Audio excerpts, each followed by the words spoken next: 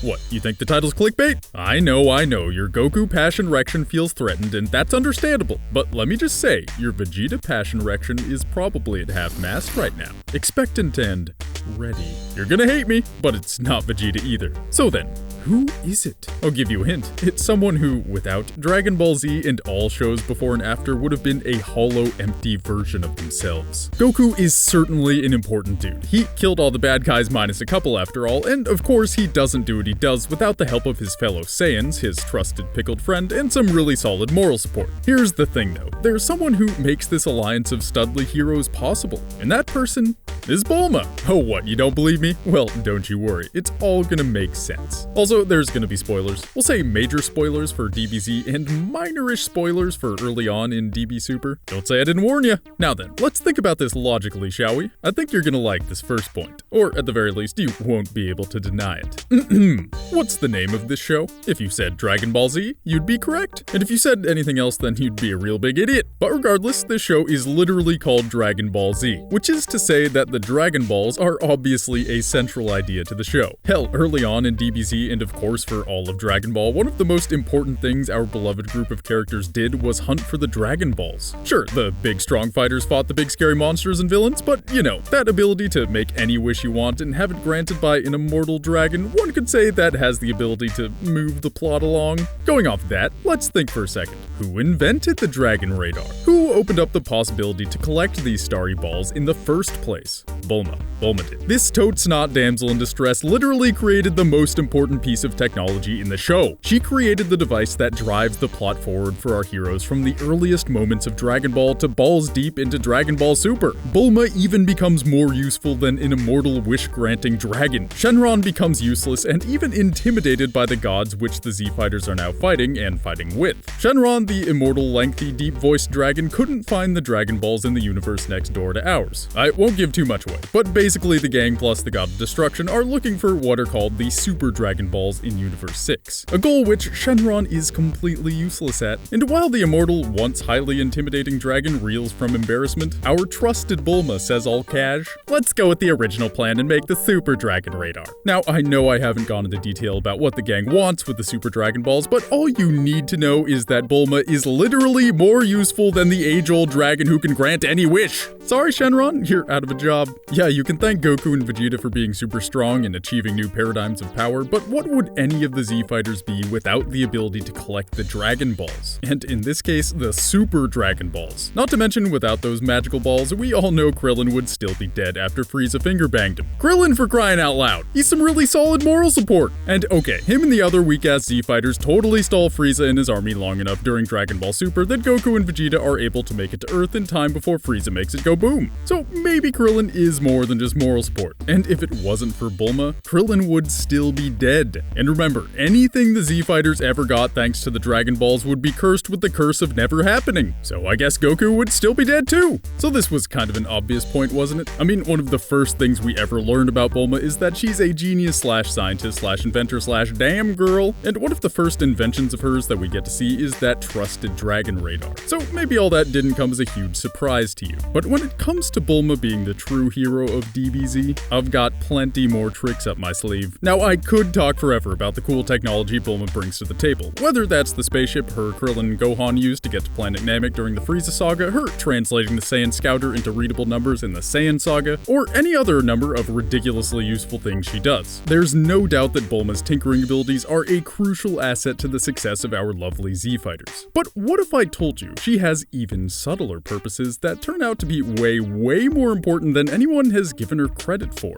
Oh, just you wait, gentle viewer. I'm about to drop some knowledge bombs. Recall that early on in the show, Bulma was dating Yamcha, and it's easy to hate on the guy. I know, he's easily one of the weakest characters in the show, and he's a bit of a poop bag, but Bulma certainly appreciated his actually impressive strength during Dragon Ball, and I'd assume his professional baseball playing. But as we all know, relationships end sometimes, and when that happens, you get the once-in-a-lifetime chance to try out that Saiyan dick Chi-Chi's been talking up so much. All I'm saying is that a guy who can train at 400 times normal gravity probably puts it away. All I'm saying is that a Super Saiyan definitely has super sperm. All I'm saying is that these muscles don't lie, girl. So I think we can all agree that Bulma marrying Vegeta comes as no surprise. But have you ever wondered how it affected the entire course of the show? Or rather, how Bulma's relationship with Vegeta affected Vegeta's entire character. Think about it. Vegeta, from his very earliest childhood moments, has been a ruthless warrior. He survived by his strength alone and took great pride that whole civilizations once trembled at the sound of his name. Now he's gotta deal with this shit.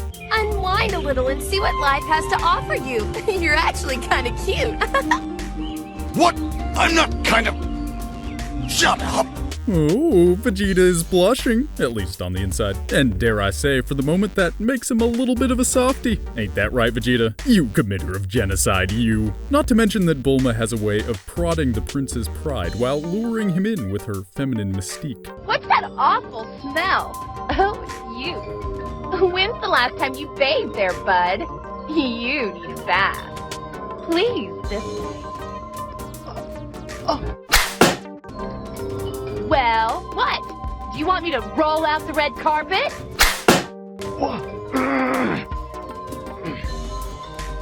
Hey, does anyone take lemon?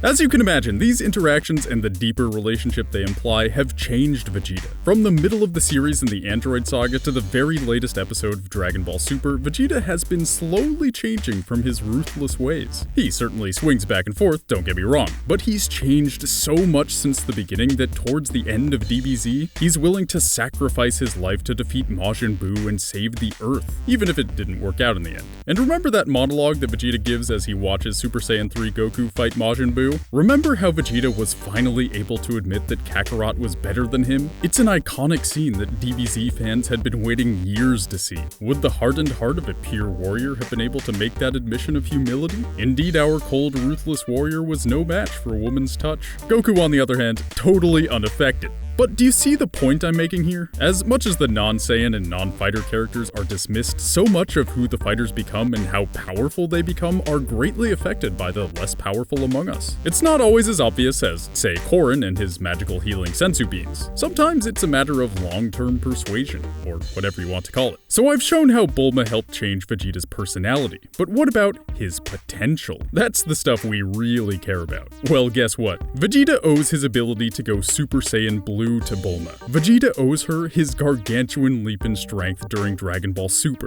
Yep. Recall that Whis is Beerus, the god of destruction's trainer/keeper/buddy, and Bulma makes very good friends with him. So much so that during one of Whis' many trips to Earth to sample the food recommended by Bulma, Vegeta begs Whis to train him and make him more powerful than he's ever become. With just some hot water and some tasty noodles, this opportunity created by Bulma has become the window to godhood.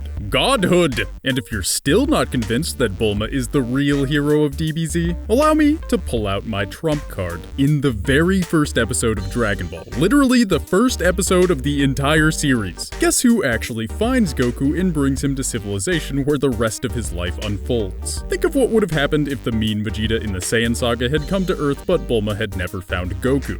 Kakarot, what have you been doing these 2 decades since you were sent to Earth? Oh, you know, just hanging out in the forest. And that would have been the end of human civilization as we know it. Safe to say that fishing, sleeping, and hunting don't prepare you for existential threats in quite the same way that harnessing deeper levels of strength under the guise of masters does. So yeah, if it wasn't for Bulma, Goku never would have become anything. Vegeta would still be pure-heartedly cruel, and none of the Z fighters would have been able to find the Dragon Balls, all of which are completely crucial to the show being what it is. So thanks, Bulma, for being the hero that is often not recognized, but is totally killing it. Did I just blow your mind? It's what I like to do. My name's Grant, and I'm happy to have ranted at you for the last 9 minutes. Dragon Ball Z and the other shows that bear the name have been with me since I was in 3rd grade. Over the years, it's been interesting to see how the more secondary characters are really a crucial part of the show. As a kid, I would see episodes with just character development and no fighting, and it was boring. And that's an exaggeration, but I didn't understand why not just get to the boom kabow blam. Now I know.